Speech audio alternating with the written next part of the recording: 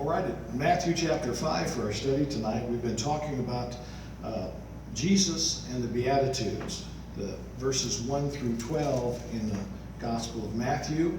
The Beatitudes do appear in all the other Gospels as well, Matthew, Mark, Luke, and John, one of the few events that are recorded in all four Gospels. We've actually gone beyond that now. We ended last week in talking about every jot and tittle will be fulfilled, and that Jesus did not come to destroy the law, verse 17 told us, or the prophets, but to actually fulfill them. So, that being the case, we pick up verse 19 tonight of Matthew chapter 5.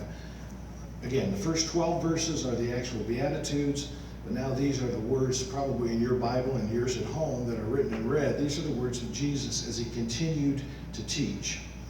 Verse 19, "Whosoever therefore shall break one of these least commandments and shall teach men so, he shall be called least in the kingdom of heaven. But whosoever shall do and teach them, the same shall be called great in the kingdom of heaven." Now, verse 20 is a verse that has given Bible scholars and students of the Bible a lot of trouble over the years. "For I say unto you that except your righteousness shall exceed the righteousness of the scribes and Pharisees, ye shall in no case enter into the kingdom of heaven."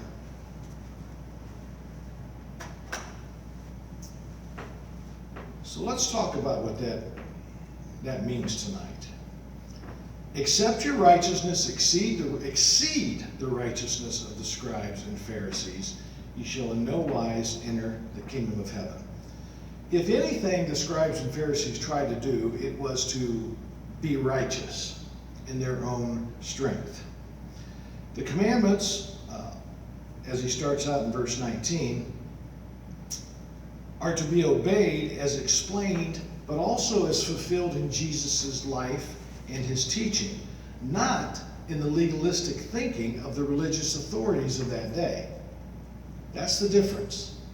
The commandments were to be obeyed as Jesus lived them, not as the legalists taught them, because on many occasions Jesus corrected the religious leaders and authorities of that day, who had added to them, who had changed them, had twisted them, and had made them, as he would say later on, grievous burdens on men that they couldn't keep, and nor could they themselves follow those. He actually had much harsher words for them. He told them that they actually made them twice the child of hell that they were by putting these additional legalistic burdens.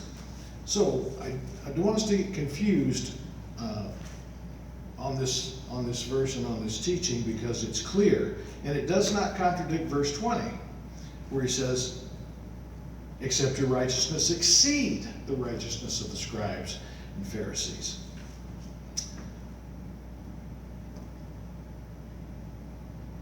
Considering the incredible devotion of the law that was shown by the scribes and the Pharisees, the question always arises, how can we ever hope to exceed their righteousness? They were so scrupulous in keeping the law that we're told in Matthew chapter 23, they would even tithe from the small spices obtained from the herb gardens. In that verse, Jesus said, "Woe unto you, scribes and Pharisees, hypocrites." This is Matthew 23:23. "You pay tithe of mint and anise and cumin, and have neglected the weightier matters of the law, justice, mercy, and faith. These ye ought to have done, without leaving the others undone." So it was okay that they thought enough to carry out the law of Moses by tithing on the smallest of herbs, but they ignored the weightier matters.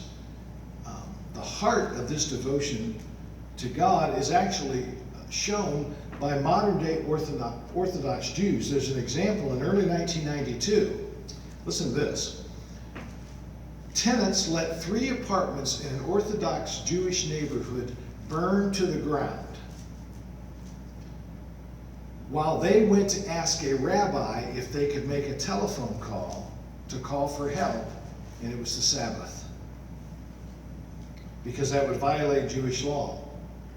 Observant Orthodox Jews were forbidden to use the phone on the Sabbath because to do so would break an electrical current which they considered a part or form of work. So in the half hour it took the rabbi to decide yes, they could call for help, the fire had spread to 2 other apartments and they all 3 burned down. What an example of just a misuse. No wonder it angered Jesus that they had misused the law of Moses in such a way. The example in Jesus' case, of course, was when his disciples were hungry and decided to eat some corn, and they accused him of breaking the Sabbath. He said, if you had one of your, paraphrasing, if you had an animal fall into the ditch on the Sabbath, wouldn't you pull the animal out, or would you leave it there to die, so to speak? So that shows, that example of just horrible. 3 places had to burn to the ground because of a religious law. The life of Paul actually shows what the righteousness of the Pharisees was like. In Acts chapter 23, verse 6, Paul perceived that part of the crowd he was talking to were Sadducees and Pharisees, and he cried out to them, I'm a Pharisee. I'm the son of a Pharisee, concerning the hope and resurrection of the dead. He let them know, in Philippians chapter 3, verse 5, Paul said, I was circumcised the 8th day of the stock of Israel, the tribe of Benjamin, a Hebrews of the Hebrews. And concerning the law, I was a Pharisee. So Paul recognized what he'd been taught, what he'd learned, and then the gospel by revelation that Jesus revealed unto him, which was the heart and the soul of it. So we can't exceed the righteousness because our righteousness exceeds that of the scribes and Pharisees in kind, not degree. Paul describes these 2 kinds of righteousness in Philippians 3, 6 through 9. But the gist of it was this. But what things were gained to me, he said, I counted loss for Christ. I counted all things loss that I may gain Christ and be found in him, not having my own righteousness, which is from the law, but that which is through faith in Christ, the righteousness which is God's by faith. So that's how, in a nutshell, believers today, we can exceed the righteousness of the Pharisees and the Sadducees because we take on the righteousness of the Lord. His righteousness, not our own. Though the righteousness of the scribes and Pharisees were often impressive to human observation, it could not prevail before God. It wasn't enough. Remember Isaiah 64:6 says, all we were like an unclean thing. All our righteousness was as filthy rags. Our iniquities like the wind have taken us away. So while it appears to the human eye and mind and heart that our righteousness is good enough, in God's sight, it falls drastically short. And that's hard for us to comprehend. It's hard for me to comprehend. But that's what Jesus was talking about. They weren't to try to outdo the Sadducees and Pharisees by being more righteous and keeping little things of the law better, but that it would exceed their righteousness because they would actually, after his death and resurrection, take on his righteousness.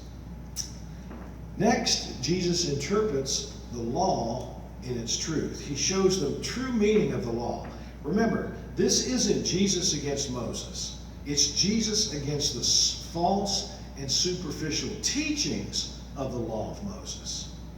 In regard to the law, the 2 errors the scribes and Pharisees were that they both restricted God's commands and extended the commands of God past what God had intended. Look at verse 21. Ye have heard that it has been said of them of old time, thou shalt not kill, and whosoever shall kill shall be in danger of the judgment. But I say unto you, that whosoever is angry with his brother without a cause shall be in danger of the judgment. And whosoever shall say to his brother, Raca, shall be in danger of the council. But whosoever shall say, thou fool, shall be in danger of hellfire. The people had not really studied the law of Moses for themselves. They accepted the religious leaders' words for what these teachings meant. That's all they had, was the teachings of the law as interpreted by the scribes and Pharisees. In this particular matter, the people had heard the Pharisees teach, "You shall not murder." So when Jesus says, "It's been said of old," he reminds us that something isn't true just because it's been around for a long time. He had authority and chose his authority not to rely on the previous words of previous teachers. He was helping them understand the true teachings of the law of Moses. Spurgeon said this, it's great poetry. What a king is ours, who stretches his scepter over the realm of our inward lusts. How sovereignly he puts it. But I say unto you, who but a divine being has the right to speak in this fashion? His word is law, so it ought to be, because it touches the head and forbids uncleanness of the heart. So Jesus, of course, is going to go on and say that being angry and hateful and wishing your brother or sister ill and having murderous thoughts about someone is very much akin to actually doing the act. Now he does, I believe, make a distinction that just because someone would confess to having a murderous thought about murdering someone, it doesn't mean they should be executed, because we can't control all of our thoughts. We can bring them into captivity, but you and I both know thoughts come and go through our minds, and we don't have to dwell on them. So he was pointing to a greater truth. He was exposing the essence of the scribes' heresy. To them, the law was really only a matter of external performance. Jesus now goes beyond that into the matter of the heart. How do you feel about your brother or your sister? Not just what you're showing. He brings the law back to the matter of the heart. Bible commentator Morgan says this: the supervision of the kingdom does not begin by arresting a criminal with blood-red hands. It arrests the man in whom the murder spirit has been born.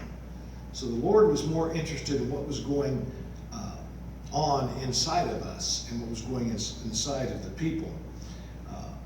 He wasn't saying, as I said a moment ago, that anger should be judged as harshly as someone who actually committed the act and murdered someone. If someone just had the thought, can you imagine if everything we thought about was judged instead of just because we didn't do the act? It is profoundly morally confusing to think that someone who shouts at another person, which there's no real translation for that word, R-A-C-A. It's more of a angrish yelling at someone. There's no real translation for that. Shouting at a person in anger, just to say that that's just as bad as killing someone, that's not the point Jesus was making. He was emphasizing that the law condemns both, but they're not exactly the same thing. The law, the people could only deal with the outward act of murder, but Jesus declared his followers understood God's morality addressed not only that, but where did that begin? Before that murderous act ever would happen, it happened in the heart. Before doing something wrong or bad to someone, there had to be evil intention inside. So what Jesus was actually forbidding was the anger that broods, the anger that won't forget, the anger that won't forgive, the anger that refuses to be pacified, and of course the anger that seeks revenge. See how he was going much deeper than the Pharisees' teaching on the law. The words without cause just means that there really was no exception, but to shout at someone, R-A-C-A, express contempt for their intelligence. He also talks about calling someone a fool. That showed contempt for their character. Either one broke the heart of the law against murder, even if murder was not committed. So, in these words, Jesus is speaking out against anger and contempt, and he is using strong strong words to metaphorically show us that it's an inside problem instead of just the outside. Let's get one more. We have time for one more tonight. Verse 23. Therefore, if thou bring thy gift to the altar, and there rememberest that thy brother hath an ought against thee, leave thy gift before the altar, go thy way, and first be reconciled to thy brother, then come and offer thy gift. Agree with thine adversary quickly, while thou art in the way with him, lest at any time the adversary deliver thee to the judge deliver thee to the officer, and thou be cast into prison. Verily I say unto thee, thou shalt by no means come out from thence till thou hast paid the uttermost farthing. So this is more teachings on personal relationship. Jesus considered it far more important to be reconciled to a brother or sister that had an ought against you than he did against a religious duty. He said, first be reconciled to your brother. Our service toward the Lord does not justify bad relationships with others. That's why Paul said in Romans 12:18, to live peaceably with all men as much as possible and as much as lies in you. Again, it's a heart matter. The part about agreeing with your adversary quickly, Jesus commands us to quickly settle anger and malice with one another. When we ignore it, pass it off, it genuinely imprisons us with anger and with malice because it's unsettled. Paul said the same thing in Ephesians chapter 4, verse 26. Don't let the sun go down upon your wrath. Get it handled before you go to sleep. Because when we hold on to our anger against another, we give a foothold for the devil, Paul said, to get in. On another point about that, we now know from studiers of human behavior that when we go to bed with something on our minds, and we always use the example of husbands and wives don't go to bed angry, but it can be your roommate, it can be a family member. When you sleep on that, and it broods in our subconscious or in our spirit, and it can get a place in our heart, where if it had been handled the night before, the day before, it wouldn't have a place to fester. And I believe that's what Jesus was getting at. These strong figures of speech that he was using remind us that there's more than one way to be in prison. There's more than one way to be held captive. We can literally be held captive by our own thoughts, by our own intentions, by our own grievances, by our own hatred. So this entire section, Jesus is talking about matters of the heart, not just external observances of religious duty.